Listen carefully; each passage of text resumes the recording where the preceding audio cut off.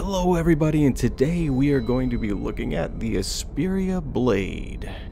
Before we get too into it, I just want to take a little panning shot of the outside of this ship and just show it off in more detail because they did an amazing job rendering, texture mapping, shading, and just modeling this ship. And it really deserves a close look. And I'm sporting some of the new jammies here. Not really my style, but it's all I had available.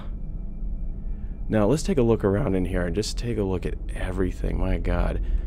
Now, part of the idea behind why they reworked this ship is if you saw the old version of it, you could tell, even if you had a small degree of modeling experience like I have, that it was very inefficient. It was overly saturated with polys, and it was going to be a very costly ship to have on screen, especially if you want to have a lot of them at one time like they wanted to have with this ship.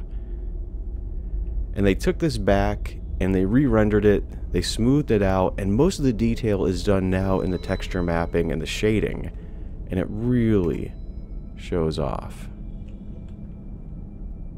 Look at that detail. There are thrusters everywhere on this ship. I mean, like every location, every spot, every area. And continuing on with the animations, I love the animations that play when this goes from landing mode into flight mode.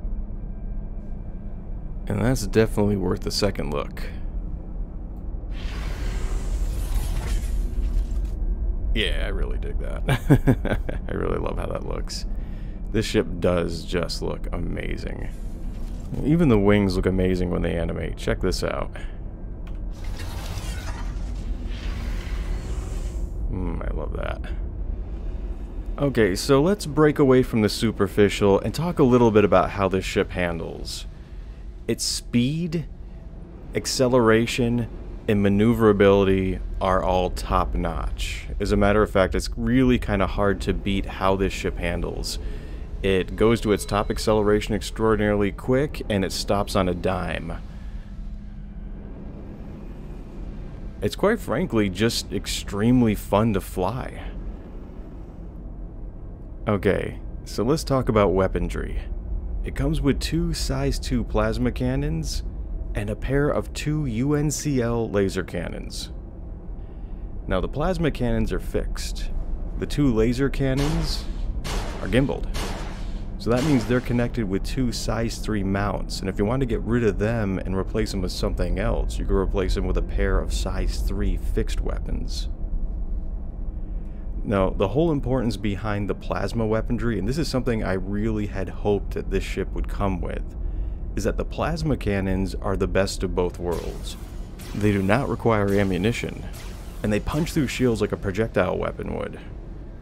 Now this is most likely to compensate for just how fragile this ship is once you get past its shields. Because once that happens, this ship can't even handle small amounts of impact damage.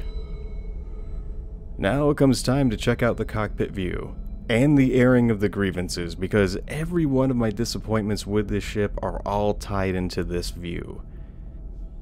Okay, so let's start with my biggest complaint about the view, which is this bar right here. Now look how much of your view is being cut off by it. And the center of your view is located right here, so everything above it is completely being obscured.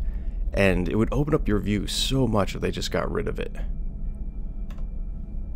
The second thing, these menus are still really hard to see, so when I'm flipping around and trying to do things like change my weapons, I find it very hard to see what I'm doing. Once again, something that is easily fixed and is just a cosmetic problem. Now down here, the camera seems to snap a lot. Now this is a reoccurring problem I've noticed with the glaive and the scythe as well. And it makes hitting these menus very difficult and almost impossible to use your holo globe. But those are basically the only real complaints I have. Most of them are bugs and easily fixed. So in the end, I gotta give this ship a thumbs up. I love the way it looks and I love how it flies. It's powerful, yet you gotta realize it is a light fighter, so it is a bit more on the fragile side when it comes to fighters. So if you want to get in there and single-handedly take on a horde of enemies, this is not the ship you're going to be doing it in. But if you want to get in with a group, or if you want something just to take yourself through the verse in and be well protected, and be able to get out of trouble when the need arises, then this is your ship. But for me, this is going to become my new personal transport when I just want to fly from A to B and not really have to worry about being taken out by enemy fire, because I have two choices. I can fight back if I want to, or I can just fly off and get away from people. So, thank you for joining me for this test flight of the Esperia Blade. Hope you enjoyed yourself, and I hope you'll be back for more. Take care, everybody.